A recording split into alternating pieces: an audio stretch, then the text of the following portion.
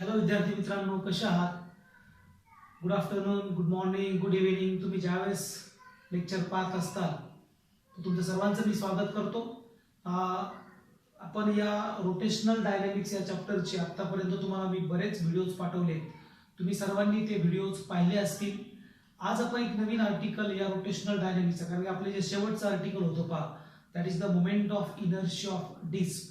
Moment of inertia of ring आपण एक पाहिलं, आणि moment of inertia of a disc त्याची प्रोसिजर कशी असते, means how to find the moment of inertia of that particular body. जी गिव्हन बॉडी असेल त्याचा मोमेंट ऑफ इनर्शिया तुम्ही कसं काढणार, याची एक प्रोसेस कशी आहे, आपण कसं कसं काढणार, कोणकोणते फॅक्टर्स त्याच्यात कन्सिडर करणार, हे सगळं मी तुम्हाला सांगितलं पहा.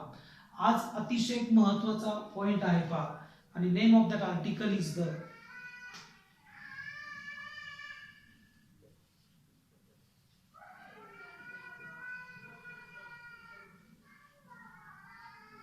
radius of gyration. Radius of gyration. See that this is the very important article in the engineering science. Engineering मध्ये हे आर्टिकल खूप महत्वाचं आहे. ऍक्च्युली तुम्हाला माहिती आहे पहा, इंजिनिअरिंग मध्ये तुम्ही ज्यावेळेस आफ्टर 12 इंजिनिअरिंगला जाताल त्यावेळेस तुम्हाला परत फिजिक्स शिकायचं आहे. आपण फिजिक्स मध्ये लॉज शिकतो, आणि how to apply that laws ते आपण कुठं शिकतो, ते आपण फिजिक्स इंजिनिअरिंग मध्ये शिकतो. तर त्याच्याशीच रिलेटेड एक खूप महत्वाचा आर्टिकल आहे पहा, रेडियस ऑफ गायरेशन. पहा आता रेडियस ऑफ गायरेशन म्हणजे काय. आता पहा, आपण ज्यावेळेस घर बांधतो, तुम्हाला सगळ्यांना माहित असेल पहा, इंजिनिअरिंगची भाषा सांगतो मी. तर घर बांधताना आपल्याकडं आपण घर बांधताना असे कॉलम्स असतात पहा, असे कॉलम्स आहेत. हा एक कॉलम आहे पहा, हा एक कॉलम आहे, आणि त्या कॉलम कशावर असेल पहा, घराचे वेगवेगळे कॉलम्स असतात पहा. वरती काही लोड असेल पहा, असा लोड, इतर काही फ्लोअर्स असतील, तुमची वरची काही आणखी इमारत असेल, वेगवेगळे फ्लोअर्स असेल किंवा काही लोड असेल पहा. आता सगळा लोड कशावर आहे पहा, या कॉलमवर आहे. आता पहा, खूप महत्वाचं आहे पहा, जर या लोडमुळं हा कॉलम बेंड झाला, म्हणजे त्याच्यात बकलिंग तयार झालं पहा. हा खूप महत्वाचा शब्द आहे पहा, बकलिंग. बकलिंग मीन्स काय, तो जर असा बेंड झाला पहा, असा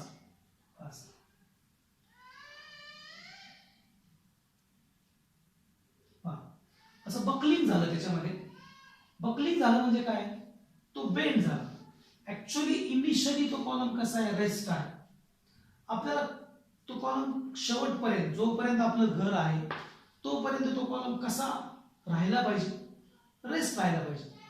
रेस्ट मीन्स काय, आता even you have to apply the load on that column, it remain at a rest, it remain at a rest. There is no buckling, no depression. तिथं बकलिंग नाही व्हायला पाहिजे.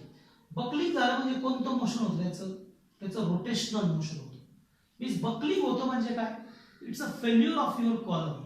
या कॉलमचं हे फेल्युअर आहे, तो कॉलम खराब झाला आहे, म्हणजे तो त्याच्यामध्ये ती ताकद नाही, तो बेंड होतो, बकलिंग होतो. Means it doesn't oppose to change its state.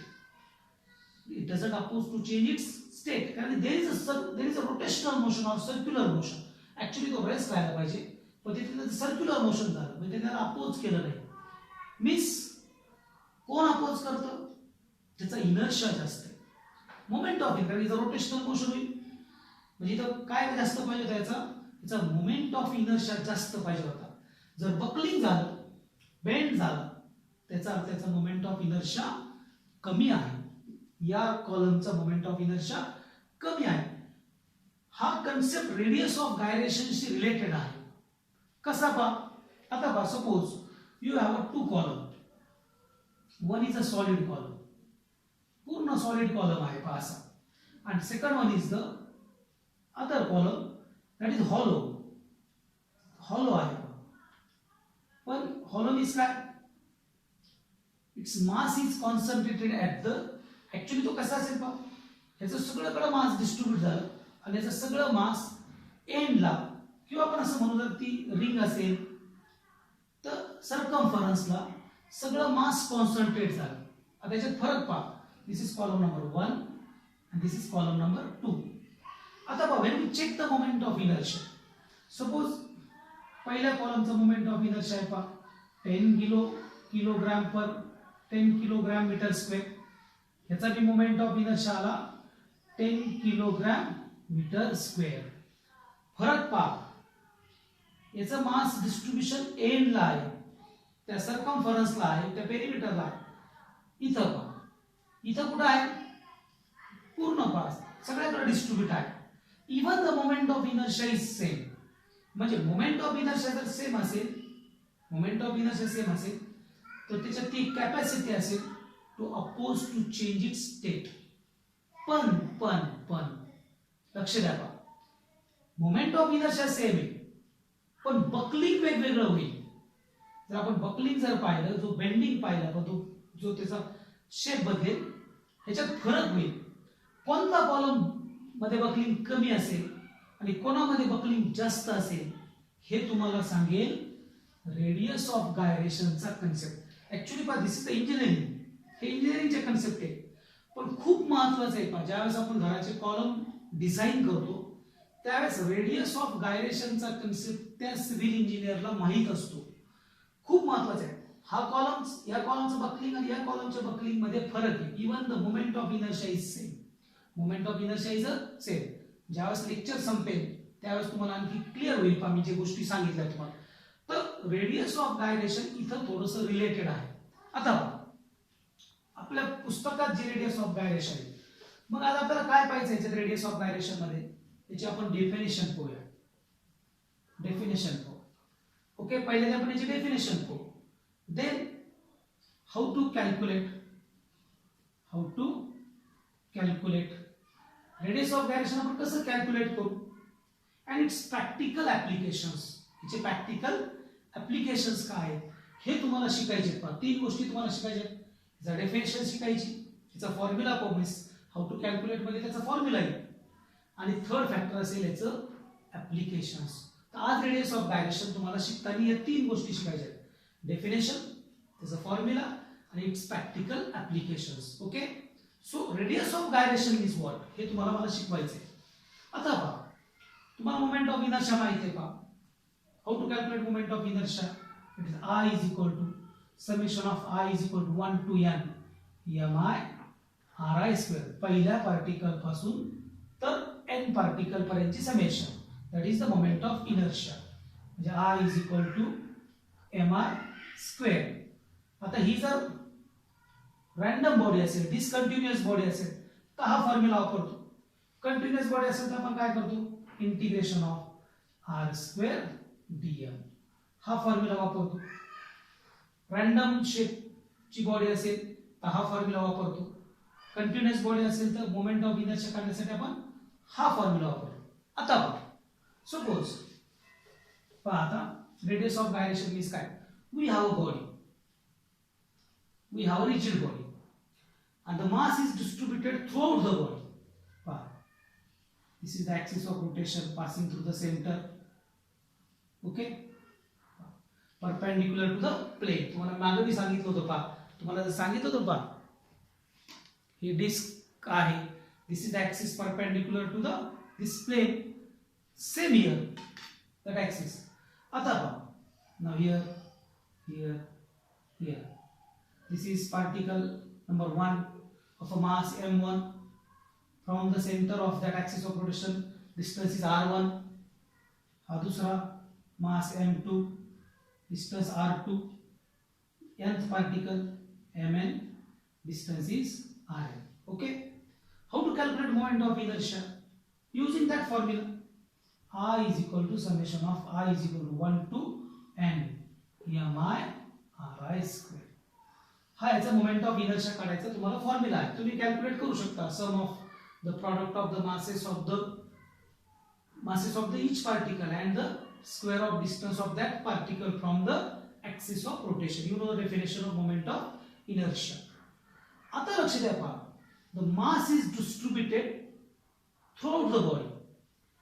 पण आता आपण काय करू, what is radius of gyration.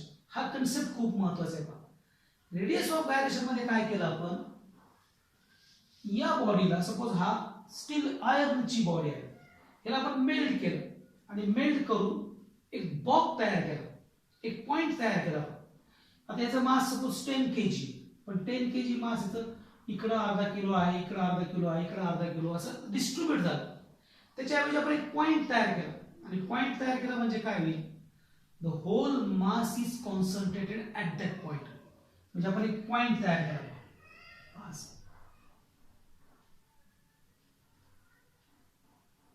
हा पॉइंट तयार केला म्हणजे काय झालं, आता सगळं मास, याचं मास सपोज 10 किलोग्रॅम होतं, पण डिस्टन्स m1 चं डिस्टन्स r1, m2 चं डिस्टन्स r2, आता सगळं मास 10 kg इथं आहे.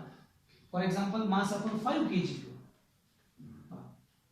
5 kg घेऊ, and with the help of this formula, I is equal to summation of I is equal to 1 to n mi ri square. याचा moment of inertia काढला, तो आला आपला 10 किलोग्रॅम स्क्वेअर. इथे आला याचा 10 किलोग्रॅम स्क्वेअर. पहा आता काय झालं, पहा आपण या बॉडीच्या ऐवजी काय घेतला, एक पॉइंट घेतला आणि the whole mass is concentrated here. मग आता पहा, this is your axis of rotation. This is your axis of rotation, हा ऍक्सिस ऑफ रोटेशन. मग आता काय करायचं, पहा हा जो पॉइंट मास आहे तो किती अंतरावर ठेवायचा, हा पॉइंट मास किती अंतरावर जर ठेवला आपण, तर त्याचा मोमेंट ऑफ इनर्शिया या बॉडीच्या मोमेंट ऑफ इनर्शिया एवढा येईल. So you have to choose that distance, you have to select that distance, and that distance is the radius of gyration. That distance is a radius of gyration. तुम्ही पहा या axis of rotation पासून, या axis of rotation पासून